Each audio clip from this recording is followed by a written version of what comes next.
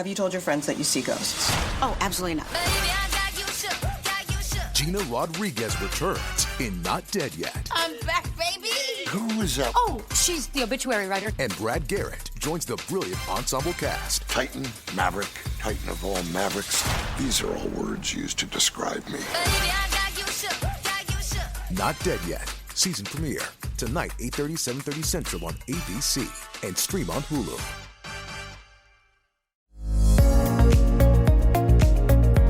It's the Happy Families podcast. It's the podcast for the time-poor parent who just wants answers now. It's hard to believe that December has arrived. Pinch and a punch, pinch and a punch, honey. Pinch and a punch for the first of the month. Slap on the back so you can't give it back. I can't reach you, so I'm just saying it, which means that you can actually... And I can't slap you on the back. No, that's right, broken back. I don't... Actually, well, my back's... You know what? It's better that you don't slap me on the back just to be safe. Hello, I'm Dr. Justin Coulson. I'm here with my wife, mum to our 6 kids, Kylie, Mrs. Happy Families. Every Friday, I think we look forward to this episode perhaps more than any other. It's the episode where we talk about what's working in our family and what's not as we try to get things right at home. I'll do better tomorrow is the idea where we get intentional about our parenting. And Kylie, I'm excited for your story. I know where you're going to go with this one, and I just think that there's something revelatory here. I think there's something really inspiring, not just for every other family, but also for you in your story today. You told me what you're going to share, and I got so excited. What happened this week that you nailed that might help families who are struggling? So Miss 9, Emily, she's always struggled with food. Strong opinions about food. Food has been a really big challenge in our home. And for the most part, we've been able to navigate it quite easily. In the early days, the biggest challenge was she would actually fixate on a specific food and eat it so much that she would get bored with it. And then you had to then go through the process of trying to reintroduce new foods to her so that she could find a new food. And that was problematic in and of itself. Cucumbers. Eventually she started going to the toilet and it was like she's the cucumber in, cucumber out. That was kind of it, right? Like it was disgusting. But cucumbers, salmon, and she won't eat this stuff now. It's so bizarre. And we go through these, big phases where she just won't touch that food again for anything. And so it gets really tricky when we get to that point where there isn't any safe foods. And I've never actually heard of the word safe foods before. But I got to a point last week where I just thought literally every meal is a struggle. And she is highly motivated for very sugary foods, and we don't usually have them in the house at all. But you kind of get to a point where your kid's not eating anything where you kind of think it's better than nothing. And so I had almost got to that point where I just thought, you know what, if she wants Cocoa Pops every morning, I'm just going to give her Cocoa Pops every morning because at least I know she's getting something in her belly. But I woke up the other morning and I just had an aha moment. And I thought, you know what, let's sit down and actually have a conversation now that she's calm and she's quiet about the foods that she is excited to eat. Because it changes a lot. So I sat down with her and I said, we're having some really big troubles around food. Because the other thing that's tricky with Emily is she's not motivated by food. So it'll be 10 o'clock in the morning before you realize she hasn't even had breakfast because the kids get up and get their own breakfast. And we're having a massive meltdown. And so I said to her, what foods would you like to have for breakfast? Instant response, Cocoa Pops and Nutella toast. Right. Like she won't eat toast, but she'll eat Nutella toast. And I said to her, okay. I said, well, are you up for an experiment? And she said, like what? And I said, well, what if we put down 7 different breakfasts that you could have, and each day you're allowed to have one breakfast. So we're actually going to make a breakfast menu. Everything's in place. And I said, and you can have Cocoa Pops and you can have Nutella toast, but you can only have those things one day a week. I said, everything else around it will scaffold that. And I said, and then the experiment is that as you go throughout your day, Mummy's going to keep a little diary of how your day goes. And she looked at me and she said, okay, because all she could think about was she was getting I her get Cocoa Cocoa Pops Pops. and I get my Nutella. Yep. And as the week progressed, it was great because she would get up in the morning and I would say to her, what's on the list today? And she'd go and have a look and she'd be like, okay, I get to have Nutella toast today. And she was so excited about it. Well, because she's 9 and I give her independence, I didn't actually oversee Nutella breakfast. But by the time I came out, not only had she eaten Nutella breakfast, but so had everybody else. Yep. And half the jar was gone. And So much the sugar. day got tricky. Yeah. The next day we had Wheat Bix. The next day we had breakfast burritos, so scrambled eggs and diced bacon in a wrap, which she was happy to eat. And the day just went, it was just different. It was just different. And finally, the crux of it was that you made them pancakes because that was on her list for Sunday. And before we'd even reached, 10 o'clock? Horrendous. It was a disaster. Yep. And when we finally got to sit down with her and talk with her, I said to her, how are you feeling about today's food choices? And she said, oh, Mum, she said that was not a good choice.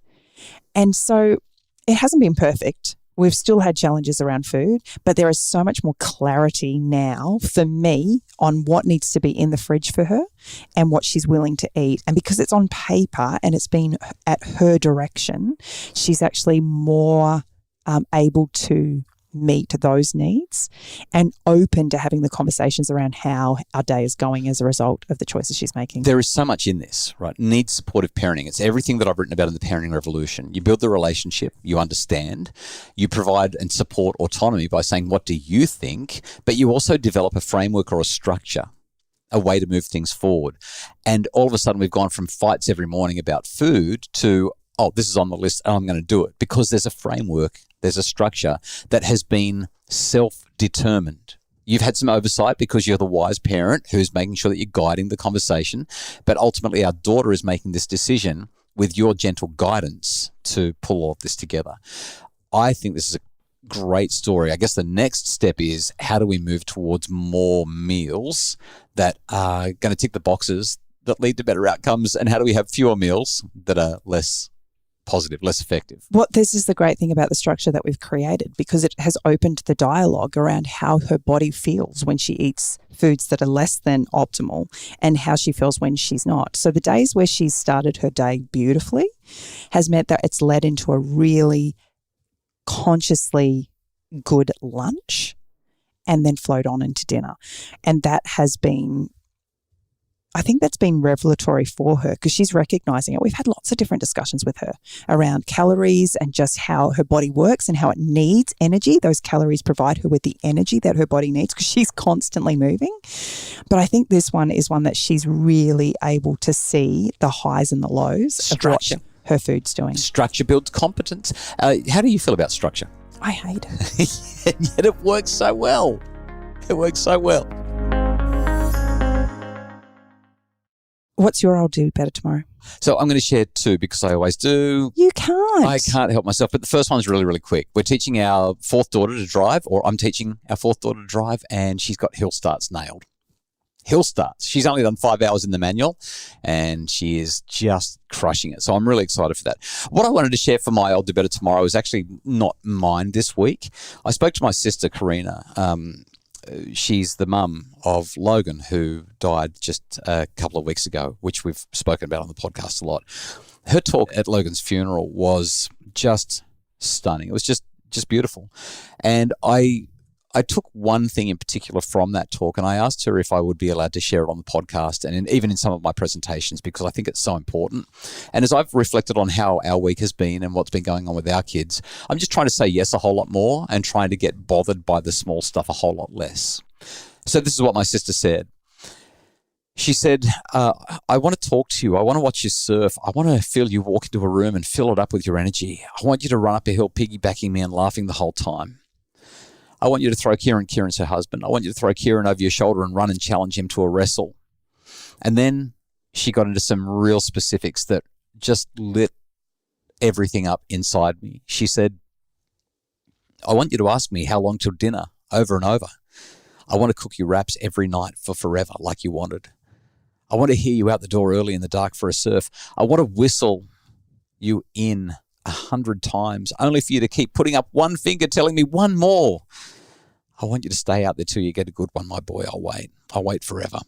I want you to come home and eat everything in the fridge. I want to listen to your laugh over and over.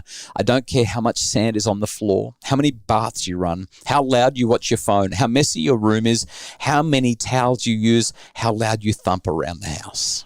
And I just remember her saying that in the funeral and thinking to myself, this is a grieving mum tapping into what matters most. What matters most is that we have time with our kids and that we're not on their back, that we've got their back.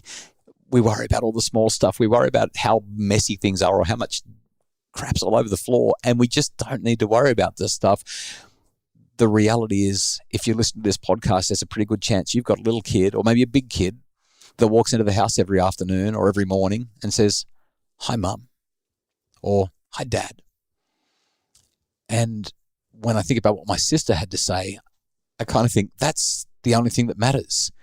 That when we see them, that our face lights up and we're just so thrilled that they're calling us by that name. And if they're getting some stuff wrong, our job is to be there for them and support them and love them, not to be on their back. So that's my I'll do better tomorrow as we go into the weekend, that we can just love our kids so much and show it to them, even if they're doing stuff that sometimes drives us crazy, like asking for the same dinner for the 7,000th time or whatever it might be. I've heard empty nesters talk about this idea with us as, our parenting journey started and has continued, that we'll miss the noise, we'll miss the chaos once they've all left. And we've been like, no, no, we won't. The other night we were driving in the car and we just had the two youngest in the car, and you looked at me and you said, "This is what it must feel like when you've only got two kids." And I was really grateful for that moment. Yeah, it did feel good. It did feel good to just have, the quiet.